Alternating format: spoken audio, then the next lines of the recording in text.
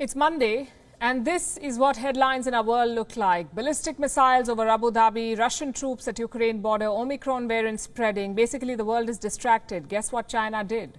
Sent fighter jets to Taiwan. Not one or two, but 39. 39 PLA jets flew into Taiwan's airspace on Sunday. It's the biggest incursion in the last few months, and it did not end with fighter jets. China also sent warships to challenge the US and Japan.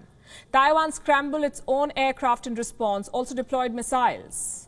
And this is a dangerous development. Any further escalation could lead to an active conflict.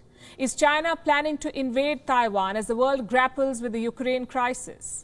On Gravitas tonight, we'll discuss how serious the situation is. First of all, let's tell you what happened on Sunday. 39 Chinese jets breached Taiwan's air defense zone. Of these, 34 were fighter jets, 4 were electronic warfare planes, and 1 was a bomber. This is not the first time that China is breaching Taiwan's air defense zone. The PLA has made a habit of it. For almost 2 years now, Chinese pilots have been making such incursions, around 380 in 2020. That's right, 380 incursions. And this is the year when China exported the Wuhan virus pandemic. As the world struggled with the lockdowns and surging cases, Chinese jets were flying over Taiwan. Then in 2021, China sent more than 940 aircraft. 2022 has just begun and China's incursions continue. What's worse, it's not just planes this time. China is sending warships too. And not just to Taiwan, China has a constant naval presence around Japan as well. For 6 months now, Chinese ships have been in these waters. Look carefully at this map. This is eastern Taiwan and southern Japan. The PLA has been active in these areas. It has been rotating its ships regularly but quietly. What kind of ships? Destroyers and missile corvettes. Reports say there is a consistent presence of at least one Chinese ship in these waters, but often a second warship accompanies it. Why are Chinese warships so close to Taiwan and Japan? Experts say this is preparation. Chinese troops are exercising for a potential war for Taiwan. They're practicing specific scenarios, what the PLA will do if and when it invades Taiwan. And there are two distinct possibilities that are emerging. Number one, attack sheltered air bases on Taiwan's east coast. And number two, cut off assistance from the west. If China invades, the US and Japan will rush to Taiwan's assistance. The PLA is practicing how to cut them off. What is the other side doing then? The US and Japan are working on a response. This weekend, they put up a massive show of force in the same waters. Their militaries carried out a joint drill, complete with aircraft carriers, assault ships, and a helicopter destroyer. The purpose of this drill was to send a message to China, demonstrate strength, and showcase deterrence. It was a necessary step.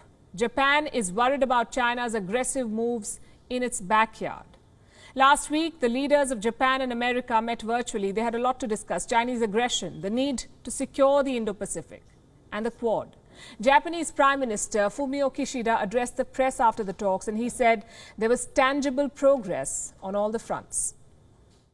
During the meeting, first we agreed that Japan and the United States would work together to realize a free and open Indo-Pacific and would deepen cooperation with like-minded countries. I also expressed my thoughts on having President Biden visit Japan and holding Quad Leaders Summit with US, Australia and India and Japan in the first half of this year.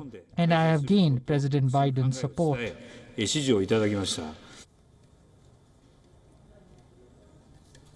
So a deeper security cooperation at a Quad summit in the next 6 months. Beijing is already rattled by these proposals. The meeting between the leaders of the US and Japan is a repetition of the same old tune and discussions on China-related issues.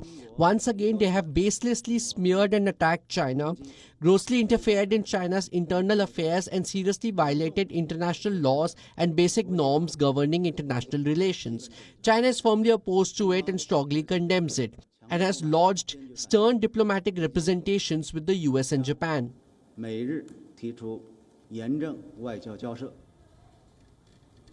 The United States and Japan are deepening their security ties. Why is China bothered? Because this is the strengthening of an anti-China alliance.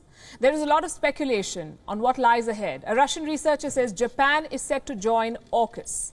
That's the security alliance of Australia, the UK and the US, AUKUS, AUKUS. Will Japan be the fourth member of this group? Will AUKUS be rebranded as JAUKUS? This piece claims that there is already an informal agreement. There's an arrangement. Allow me to quote for you what this says. De facto, it is already there informally, and a formal linkage may be in the works, despite US officials' claims to the contrary. Tokyo has consistently signaled that it would not stand aloof in a contingency over Taiwan, and it has been more vocal in recent months.